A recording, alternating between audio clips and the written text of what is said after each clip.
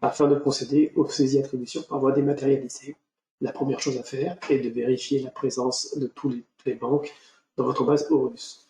Pour ce faire, il convient de se rendre dans Horus, EDI, saisie tiers, puis dans Paramètres, visualisation des destinataires.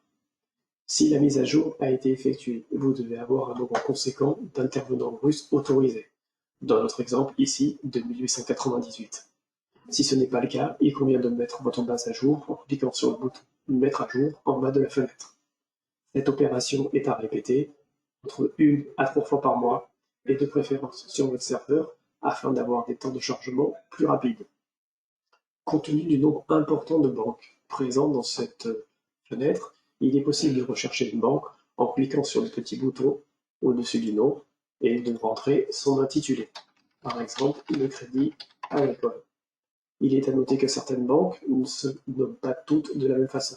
Dans l'exemple, le Crédit Agricole commencera soit par Crédit Agricole, soit par Caisse Régionale, soit par Caisse Rég.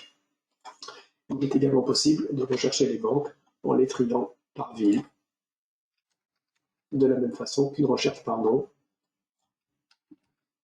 et également par code postal. Si vous souhaitez disposer de la liste des banques en dehors du logiciel Horus, il est tout à fait possible d'exporter la liste en faisant un clic droit dans cette fenêtre et en cliquant sur « Exporter la table vers Excel ».